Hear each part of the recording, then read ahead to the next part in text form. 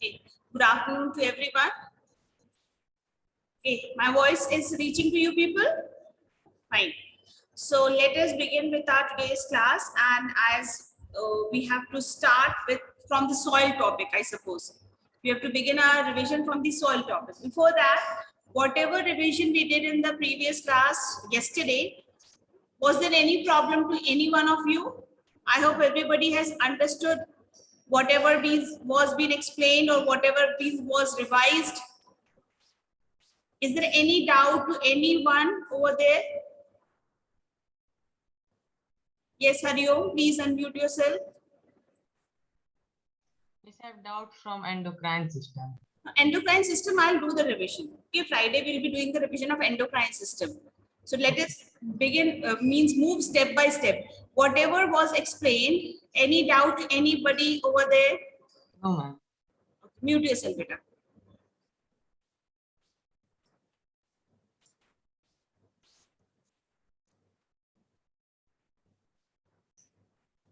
Fine. So let us begin with our today's class. And today we were discussing about the abiotic factors. And among that, now today we'll be discussing about the soil. You know, soil is also one of the factors which determines the ecosystem of a place. Suppose a soil is very fertile one. Okay, if the soil is very fertile. When fertile, that means lot of vegetation at that particular place. And when lot of vegetation, definitely number of herbivores will be more. And more herbivores, that means there are chances that carnivores also will stay over there. So soil is one of the factors which determines an ecosystem of the place. If the soil is barren, if it is a barren soil, if it is not a fertile soil, will you get plants over there? No. And if you won't get plants, automatically everything is going to be affected. The animal life will be also affected. The insects life also will be affected. Is that clear? So in that respect, soil is one of the factor which determines the ecosystem of a place. Fine. Now, as well as soil is a home for so many small insects, burrowing animals. It's a house. If that soil is loose, definitely the number of insects or the burrowing animals house will be more. If soil is very hard and it is very difficult to make a hole in it or make a burrow in it, number of these insects and burrowing animals will be less. Is that clear? Then comes temperature. Again, temperature. See, everybody wants to live in a suitable temperature. If there is slight increase in temperature or slight decrease in temperature, both the things affect our living. Isn't it? Does it affect or not? Suppose this is summer season and you can experience such means humid weather right now. What do? Do you feel comfortable with this weather? Are you very comfortable with this weather? Is everybody very comfortable with this kind of weather? Yeah, no effect. No, most of you are uncomfortable. And just to make yourself comfortable, what do? Just to make yourself to comfort yourself, what do you do in that case? Yes, Arsh, please unmute yourself. Morning, ma'am. Ma'am, in order to make ourselves comfortable in this weather, ma'am, we use fans, coolers, and air conditioners. Okay, we switch on to the ACs and we switch on to the coolers, drinking cold water. Okay. Yeah, these are the things which we do to make ourselves comfortable. Avoid going out during the daytime. Preferably, we want to move out either early in the morning or in the late evening. Okay, that is the time we want to move out of the house where the sun. So these are the same way. Temperature is controlling everything. If the temperature, now again, when winter season comes, when the temperature becomes too low, then also we feel, what do? We switch on the blowers, we want to be near to the fire so that we can maintain our body temperature. That is why suitable temperature is very much important for existing of any plant or animal. And that suitable temperature decides that what kind of plant or animals are going to stay in that area. Okay, like if we are asked to go and stay in a desert area, can we survive over there? Will be able to survive? It will take time. Okay, maybe for getting ourselves adapted to it, it will take time. But the people who are born and brought up there, they don't have any kind of problem because they have got themselves adapted over there. So they are familiar with that kind of temperature. But if normal land people from this side go and stay in a desert area, they will definitely find it difficult. So, as you know, every plant cannot grow in a desert area, or every plant cannot grow in a hilly area or a seaside. So, every plant, every organism has its temperature bearing capacity. And according to the temperature bearing capacity, we will find the plants, animals in a particular area. Okay. Now, if you see, there's a range given that organisms living in different places are adapted to different temperatures. Although most of the organisms can survive between 0 degrees Celsius to 50 degrees. I had asked you to underline that. The range, the maximum range is 0 to 50. While there are some other organisms who can survive minus 250 degrees Celsius as much as the higher temperature as 150 degrees Celsius. Okay. Now that was all about the abiotic factor. We discussed about 5 abiotic factors. First was the sunlight. Second was air.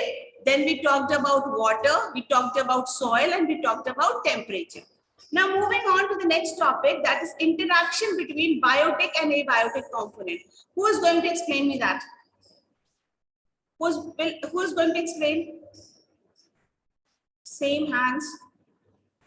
No new hand in spite of warning also.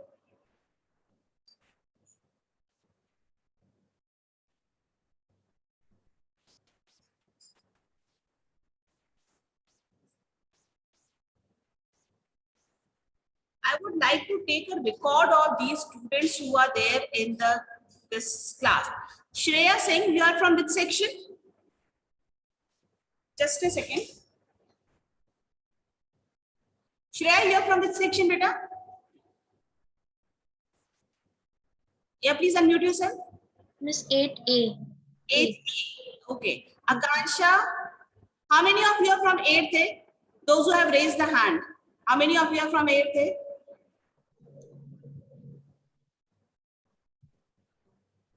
I want to take a record of these students so that, because rest all are not at all interested in participating in the class. They are not at all interested. Whose mic is on? Okay. Yes, Arsh. Would you please explain what is interaction between biotic and abiotic factor? Yes. Yes, ma'am. Ma'am, in an environment, in an ecosystem, both living and non-living things live. So for the welfare and for the easy living of biotic components, living components, certain abiotic components are also needed to be present. Abiotic components like light, water, air, soil, these are very necessary because if light is not there, we will not be able to see, and heat we will not get. Without air, we won't be able to breathe. Without water, we won't be able to survive because our body is made up of water. And we also use many things which are biotic. Okay, Means biotic. Yes. Fine. Yes. Yes, Rudransh, please unmute yourself. Yes, Good afternoon, Miss. Good afternoon. Yes. Miss, as the ecosystem is formed, Miss, by a beneficial interaction between biotic and abiotic components. Yes. Miss, you can take one example of photosynthesis that plant, the green plants, they are doing the process of photosynthesis in present of sunlight, which is a abiotic component, and plant is a biotic component. They both are interacting with each other in the presence of chlorophyll and giving out oxygen, and so they are also giving out oxygen, which is a abiotic components, and taking in carbon dioxide for the respiration process. So the plant is interacting with both the abiotic and biotic components. So the interaction will give a beneficial effect. Thus, it form a better ecosystem. Very good, very good. So as it has been explained that both, like Arsha and Rudransh both have explained that how abiotic and abiotic factors are interacting. Now, just roughly, I would like to explain. You know that plants are in a continuous process of photosynthesis during the daytime. When they perform photosynthesis, they give out what? They give out oxygen. This oxygen is taken by who? By the animals. And when I mean to say animals, I include the human beings also. Okay, human beings are also included over there. This oxygen is taken by our animals. They give out what? They give out this carbon dioxide, and this carbon dioxide is utilized for the process of photosynthesis in addition to light and water. So you can see that every abiotic factor is interacting with the biotic factor to make a better, or you can say to make a positive or a healthier ecosystem. See, as I have told you, that the interaction between biotic and abiotic factor should be a healthy one and a positive one. If it is not a healthier one, not a positive one, will it benefit the environment? Will it benefit the plants and animals? No, it is not going to benefit. Instead of benefiting, it is going to create a harm. Is that clear? So this interaction, all of you have understood? All of you have understood or not, that how biotic and abiotic factors are interacting with each other. Now let us move on to the next topic, that is forest ecosystem. In forest, as you know, why we are considering forest ecosystem over, because maximum of our land is a forest area. Okay, maximum of the land is the forest area, and in forest area, you know that I have made one correction now, that flora and fauna one, that plants and animals are in biological. My voice is not reaching. Okay. Why these many hands are raised? You want to say anything or you want to ask anything? Ask. Okay. You want to say anything? Ishriya. Those who want to ask, raise your hand. Those who want to ask. But all your videos are off. How would I answer to you people if your videos are off? Abhishri's video is off. Riddhi's video is off. Please switch on your video to put up your queries. I understand it takes a lot of net, but yes, Kuldeep, please unmute yourself. Good afternoon, ma'am. Afternoon. But artificial light is also a biotic component. No, artificial light is how is it as a abiotic component? Yeah, you yourself is saying it is artificial. So how will you include it into a natural abiotic factor? It's an artificial factor. Okay. Okay, ma'am. Yes, Ranveer, mute yourself. Kuldeep, yes, Ranveer, unmute yourself, beta. Miss, plants are biotic or abiotic? Plants are biotic, living things. All the living components are called as biotic factors. I hope everybody understands that all the living components of the environment, that is including plants, animals, and the microorganisms, they are called as biotic factors. Rest, all the other things, that is air, temperature, water, that all comes in abiotic component. Okay? Is it okay, Rajkumar? Yes.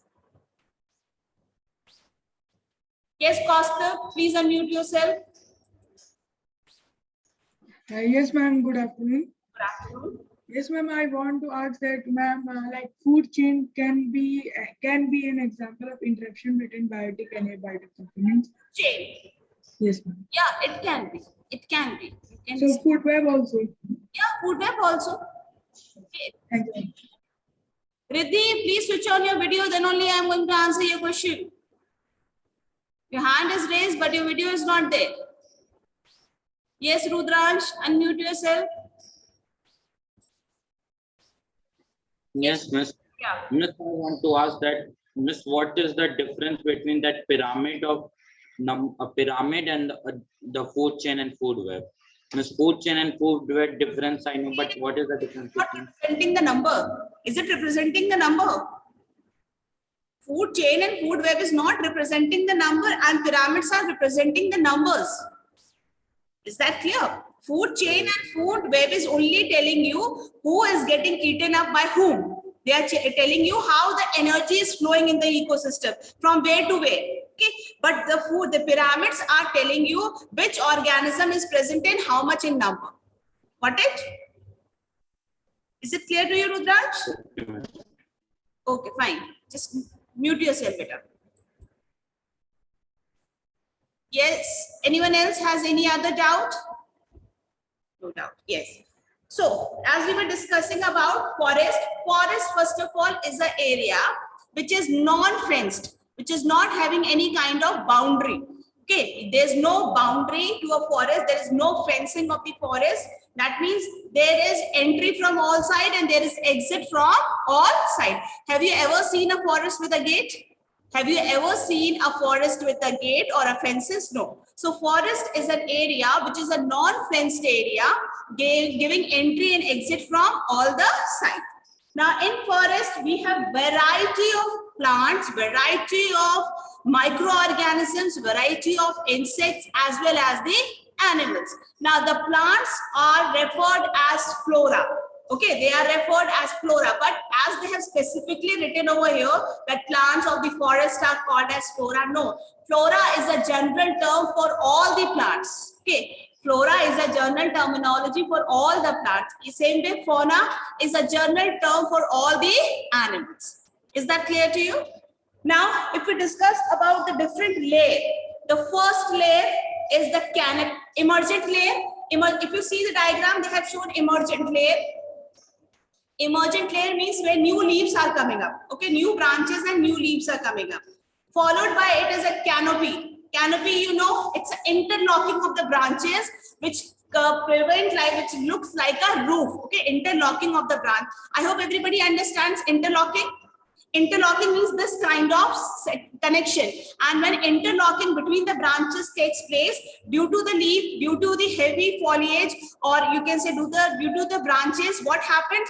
They make a roof-like appearance, and due to that roof-like appearance, slightest or you can say minimum of the sunlight reaches to the floor of the forest. Then we have the canopy. What is a canopy? Who will tell me? What is a canopy? Yes, Vartika, please unmute yourself. A roof or the cover of in between the my voice is coming. Your voice is coming, but your mobile voice is coming more than that. Now, you just say, I'll be able to understand. You just say. Ma'am, a roof or the cover by the branches in the upper region of the tree is called canopy. Okay. You can say the canopy is the area which is formed because of the interlocking or the branch by the strong connection between the branches, so that less of the light reaches to the surface of the surface of the forest.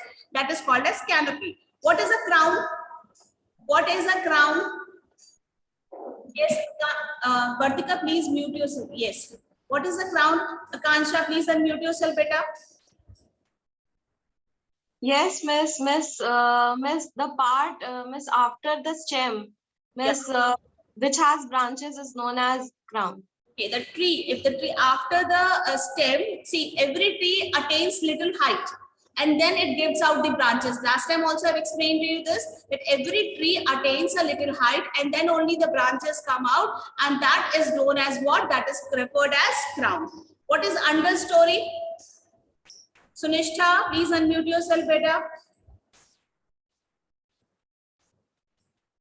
Sunishtha, Good morning, good afternoon, Miss. Good afternoon.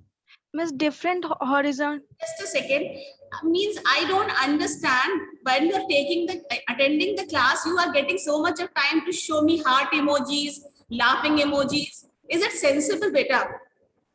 Is it sensible that you are giving me all the emojis over there? It is very clearly visible to me over here. Please don't do all that thing. Okay? Please. Yeah. Yes, Sunishta, please continue, beta. Miss, different horizontal layers of the plant present in the forest. These plant layers. That reading, I can also tell from reading over there. What you have understood from the understories? Who is going to explain in his or her own word? Shantanu, please unmute yourself. Yes, Shantanu. The layer below the canopy. The layer little bit below the canopy. The layer below the canopies. Okay. The layer below, or you can say the different layers below the canopies, they are called as understories. And then if we talk about the last one, the forest floor. The floor, why, what is the importance of forest floor? What is the importance of forest floor?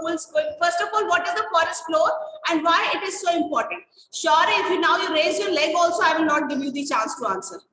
Once he raises one hand, then two hands, and then after that, I feel like he'll raise his legs also. Yes, sure, please unmute yourself. Unmute. And now he'll not unmute. Ah, yes. Ma'am, my voice is coming. Yes, your voice is coming. Ma'am, my voice is coming. Miss, the importance of forest floor. Miss, the importance of forest floor is that it helps in the growth of the shrubs and plants in the forest. Okay. It is helping in the growth of shrubs and plants in the forest. Okay, fine. Mute yourself, beta.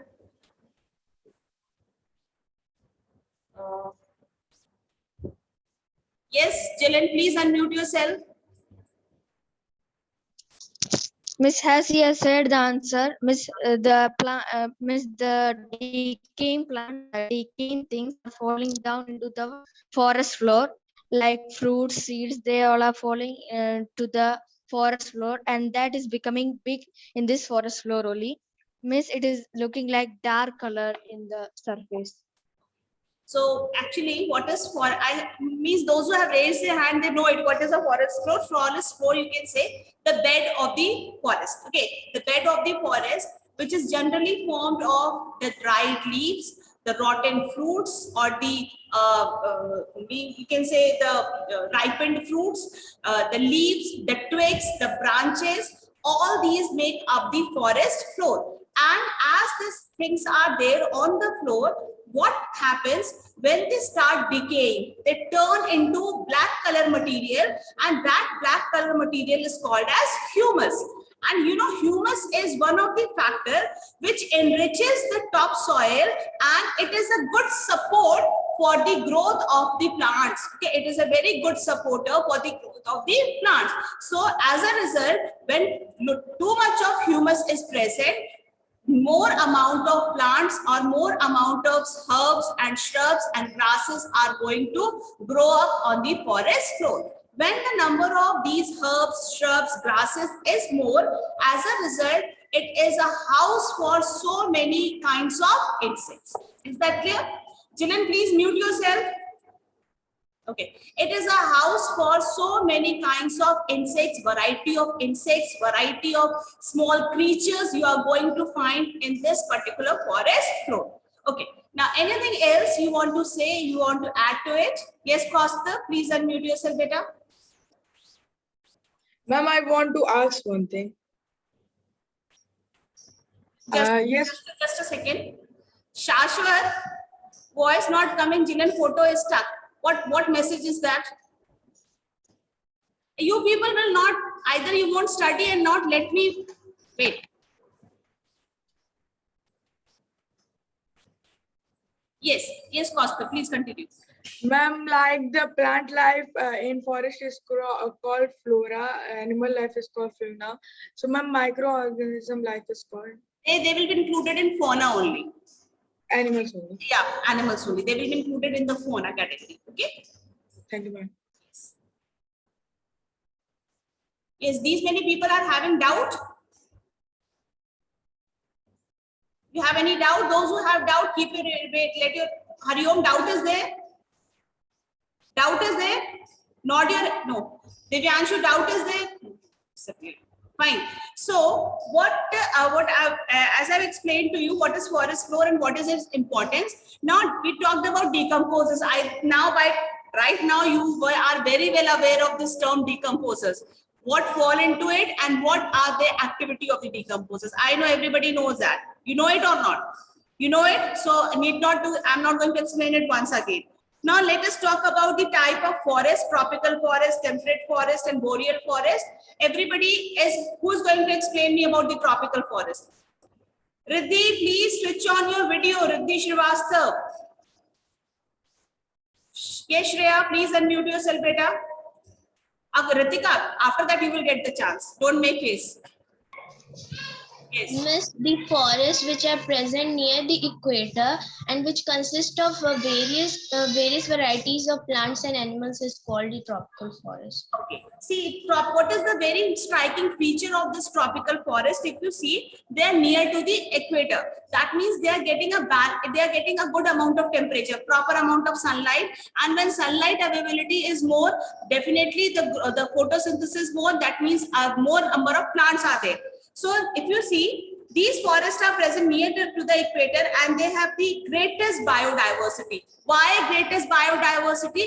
Because this place is providing a good home for many kind of microorganisms, and as a result means many kind of microorganisms, many kind of animals, and as well as it has a lot number of plants. Weather in these forests is hot and humid. Everybody knows what is the difference between hot and humid. This particular area experiences a heavy rainfall. When temperature is, whenever at a place temperature is all right and every factor is there, definitely that particular area will get a balanced rainfall. Okay, it will get a balanced rainfall. Winter is absent, multi-layered and continuous canopy is found. Flora is highly diverse. And fauna, even variety of plant, as I have said, you will find variety of plants and animals in this tropical forest. Then comes the temperate forest. Who's going to explain this temperate forest? Yes, Amarnath, please unmute yourself. Yes, sir. Ma'am, good morning. Ma'am, the temperate forest comes about the tropical forest. Yeah, okay, please, can you please explain it again? Network issue.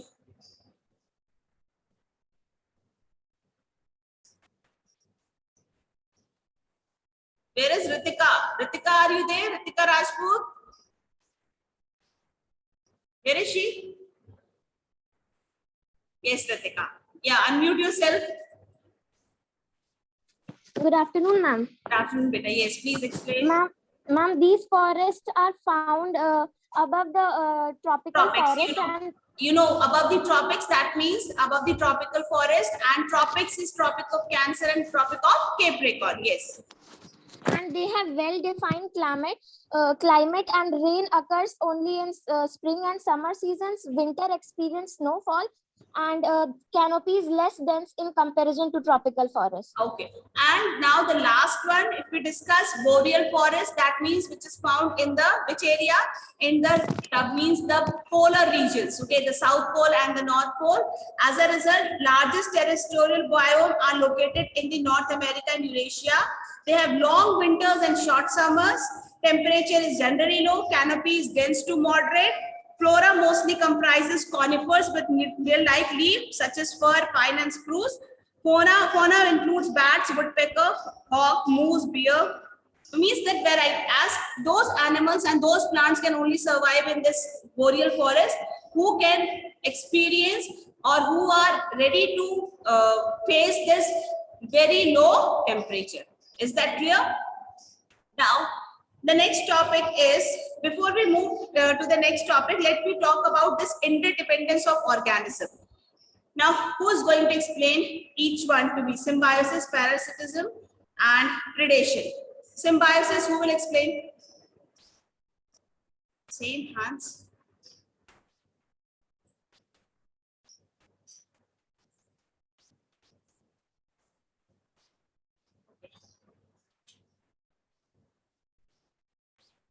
Yes, Shubhi Gupta, please unmute yourself. Yes, ma'am. Symbiosis are the two is a process of making a food. Like two organisms are there, which are fungi and lichens. So they will lichens give the product to the fungi for making the food, and fungi makes food, and they mutually help each other. They benefit each other. No need to just say with that examples. We can very easily say that. Yes, Riddhi. Mute yourself, beta. Shubhi, Riddhi, unmute yourself. Yes, miss. Yes, please tell what is symbiosis. Miss, the interdependence of abiotic and biotic components. Huh? That is symbiosis. Hmm? Okay, mute yourself. Mute yourself. Fine. So yes, I can see some new hands. Tanishka, you want to give the answer? Tanishka Negi? Yes. Please unmute yourself, beta. Good afternoon, ma'am. Good afternoon, beta. Yeah. Sometimes two organisms live together and mutually help each other, and these are called symbiotic. Symbionts. They are called as symbionts or symbiotic organisms. And this association between symbiotic organisms is called symbiosis. Yeah. I hope everybody understands that I have given you one diagram. Now, if you remember, I had drawn one diagram and I explained to you the symbiosis process. How is the symbiosis process going on? Two organisms, A and B, both are living and both are helping each other. A is helping B and B is helping A, and that help can be maybe A is providing shelter to B and B in return is preparing food. In that we have talked about lichen and symbiotic, and we have talked about leguminous plants also. I have explained to you about the leguminous plants, isn't it? And we have talked about lichen. Lichen is a combination of algae and a fungus. What? Fungus gives home to the algae, and algae, as it is green in color, it is making food for the both of them. Is that clear to you? So where two organisms live together, mutually benefiting each other, that kind of relationship is called as symbiosis, and the two organisms are called as symbionts. Is that clear? Anyone has any doubt in understanding symbiosis? Okay, then moving on to the next one, parasitism. Yes, Divakar. Divakar, please unmute yourself. Good afternoon, ma'am. Good afternoon, beta. Yeah. Ma'am, parasitism is a biological interaction in which an organism lives on the other plant and obtains food from it. Yeah. And ma'am, parasites are of two types, total parasites and partially parasites. Total parasites obtain all their food from the green plant, while the partial parasites are somewhat green in color and obtain some of the food from the green plant. Okay. From the plant. Yes, fine. So mute yourself. And ma'am, and the organism that obtains food from the plant is known as parasitic organism, and from the plant from which the parasitic organism obtains food is known as host. Host. I hope everybody has got it.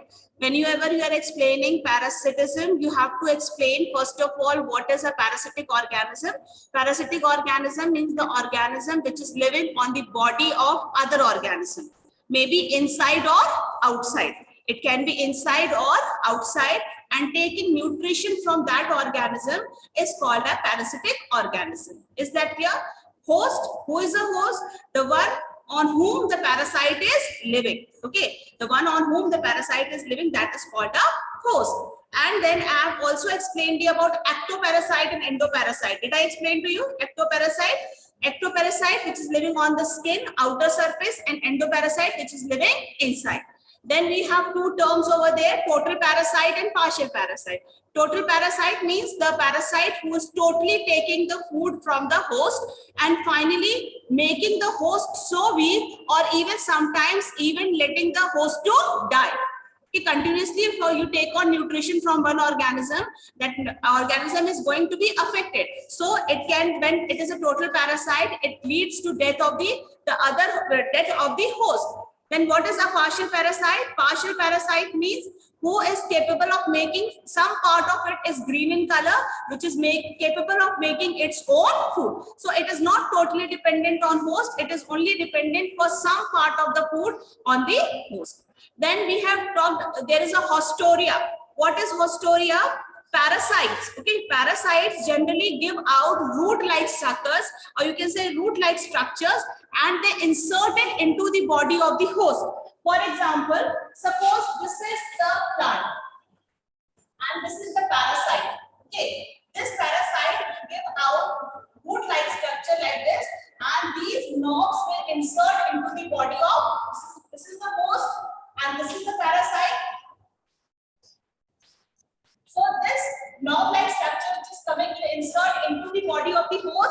take the nutrition. So this root-like structures are being referred as haustoria. Is it clear to everybody? Artika, you want to ask anything? Okay, just unmute yourself.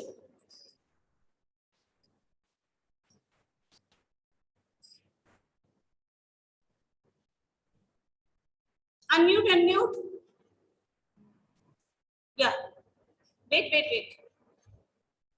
Unmute. Good Yes. afternoon, ma'am. Yeah, beta. Good afternoon. Miss, parasites can be only the animals and insects. Just a second. Ma'am, you have unmuted me.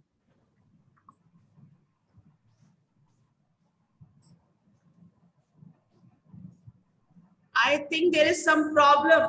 Please, or can you hear me? Yes, ma'am. Yeah, just do one thing, all of you. Just leave the meeting and rejoin the meeting. Okay. What happened?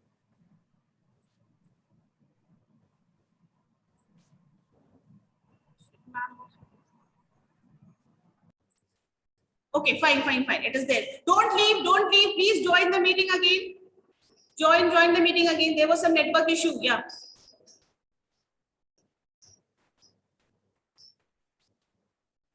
Okay. Yes, Artika. Are you there? She left. Okay. Anyone else has any other query? Any other doubt? Yes, Arsh, please unmute yourself. Ma'am, partial parasite can be harmful for the host. They may be, because if they continuously means they are capable of making their food, but parasite is a parasite. It is going to show harmful effect. Okay, it is going to show the harmful. Fine. And ma'am, any parasites are there for humans also, like lichens and all. So ma'am, can any partial parasite be on human? Like partial parasite examples are there for human? Not getting your question, Arsh. Ma'am, ma'am, parasites are for plants and animals both, no? Some Yes, parasites are, yes. So ma'am, any partial parasite example is there for animals? Why not? Like leeches there. Leeches, if they get stuck to the body of these animals, then head lice. Head lice is also a partial parasite. Okay. Partial parasite in the sense that we have an option to remove them. Leeches, we have an option to remove them. But those parasites like the earthworm, roundworm, which is living inside our body, we are not even aware of it. We are not even aware of it that they are there in our intestine. Right? Yes, Artika, please unmute yourself. Yes. Good afternoon, ma'am. Good afternoon, yes. Miss, parasites can be only plants, animals, and insects. Yeah. Okay, ma'am. Miss, so how can you call a human a parasite, beta? How can you call? Babies are there in the womb, so are they a parasite, please? No, they are not at all a parasite. Okay, babies inside the mother's womb are not parasite. They are not taking everything from the mother. They only take that much which is needed to them. I hope you are understanding the concept. Parasites are the ones who take everything from the host. Okay, they do not do any of their work. They are totally dependent. For example, you and your partner, when you are coming to the school, you have prepared well for your test and your partner did not even touch the book. And he or she only wants to know the answers from you. So that your friend, your partner is the parasite and you are the host. Is that clear? Okay, yes.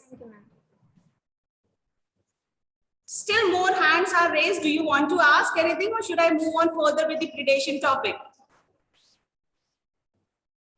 Rudraj, want to ask?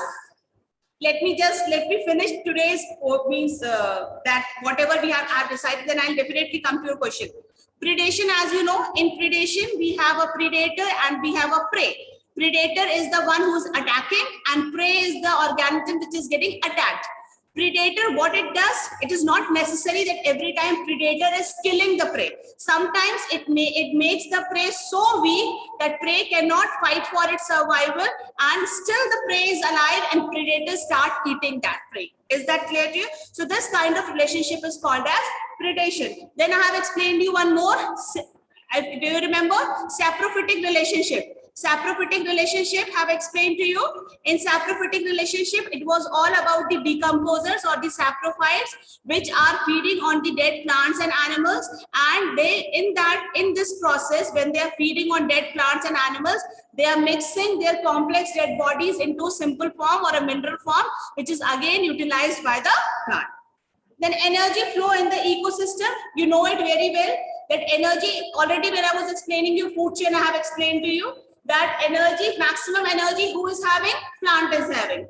And when that energy passes to the herbivore, it is only just the 10% maximum of it gets evaporated in the form of heat. And then when the energy passes from the herbivore to the carnivore, it is still again 10%. So you can say that maximum amount of energy is with the plant and least amount of energy comes to the carnivores or the top carnivores. Is that clear? Then the last topic, that is plants and animals are interdependent. Please go through it. If anything you want to ask, you may ask. If anything you want to ask, you may ask. Now these hands are raised to ask. Yes, Rudransh, please unmute yourself. Yes, miss. Yeah. Miss, I want to ask that, miss, the total parasite cannot be removed from the host. See, in case of humans, it is possible. In case of animals, it is possible, but not in the case of plants. You know, in the case of plants, why it is not possible? See, if the plant is taken care by someone, then it is possible. But if it is a plant who's not been in a touch with the human beings, then in that case, it is not possible. Is that okay? Yes, miss. Yes. Miss, in the predator and that saprophytes, yeah. Miss, only difference is that the predators kill or attack and then eat the flesh of, and the saprophytes only remain on the dead males. How is that two interlinked? I think you are getting confused. Predators are the living organisms which are attacking other organisms, other living organisms, and killing it or may not killing it and then start taking food. Decomposers or saprophytes are not doing any such kind of thing. Already dead, but their work is to decompose the dead bodies back into the soil. That is the only work they have, and that is the most important work. I hope everybody knows that if decomposers are not going to work around, number of dead bodies around is going to be more in number. Got it, Rudransh? No, miss, I'm asking that, miss, if anyone will ask the difference between predators and decomposers, then only one difference is there. No, that the predators attack and then eat the flesh, and the saprophytes, miss, just they feed on the dead remains. In predators, both are living. Prey is also living. Predator is also living. In saprophyte, one is living, other one is dead. Okay.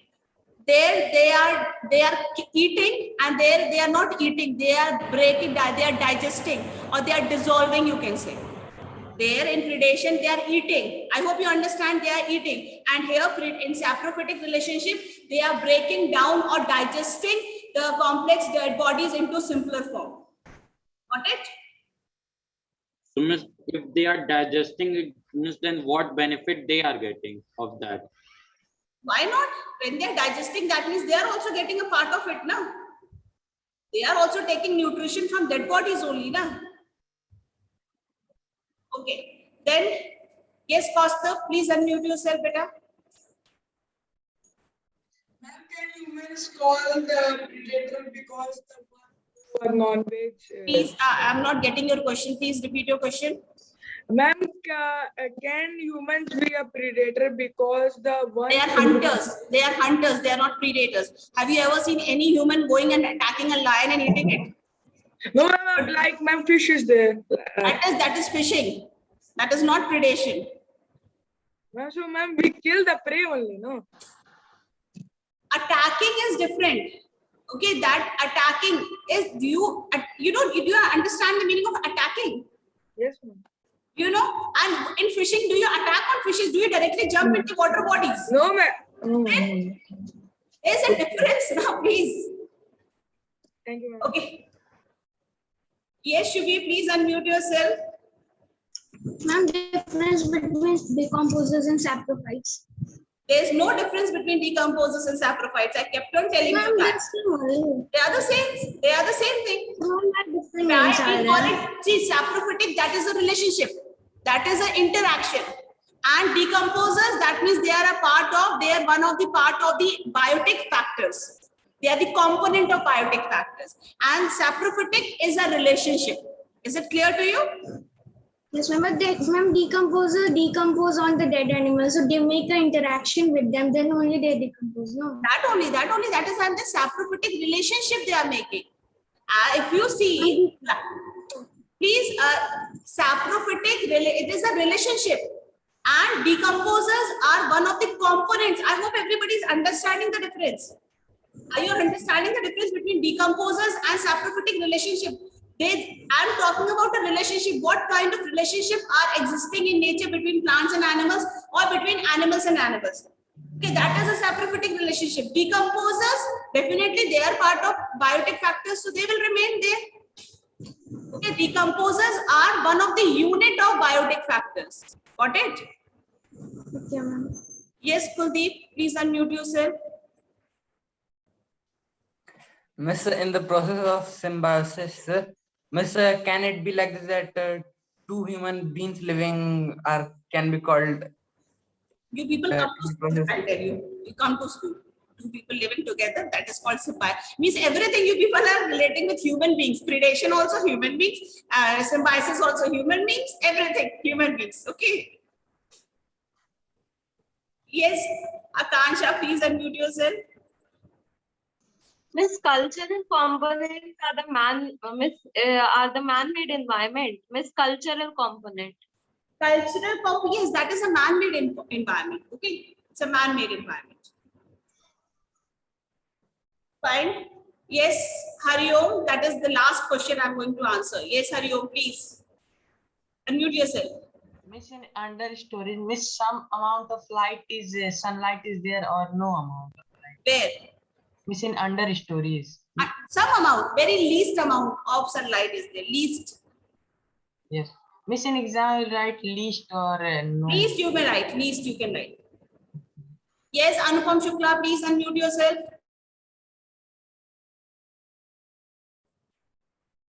Unmute yourself, Anupam. Miss, if the praise Praise. After that, Miss, if the phrase dead huh? that Okay, what is that? You frame the question and then next time you ask. Okay. Is it okay, Anupam? Yes, ma'am. Yeah. Yes, Kaustav, last one. Yes, please. Yes, ma'am. As I have, as you have said yesterday, that to search to me that raccoons are scavengers or not, ma'am. They are scavengers. What? Raccoons are scavengers or not? You tell me. They are the scavengers or not? Yes, ma'am. They are scavengers, huh? My father told me they are scavengers. Why your father told? Why you? For all other things you are doing Google. Okay. Raccoon, nowhere raccoon name is given in the book. From where you got raccoon? I asked to my father only. Means from where you got this term raccoon? In book it is given. Ma'am, I know what is raccoon. It is like a cat. You were testing my knowledge. Okay, you wanted no, to. Yes, that was the only thing. You wanted to know whether Miss is knowing or not knowing. Okay. No, ma'am. Yes, fine. So now our next class, we will be discussing about the last chapter, that is endocrine system. So please read that chapter and come prepared to the class. Okay. So thank you students for attending the class. Thank you, ma'am. Thank you, ma'am.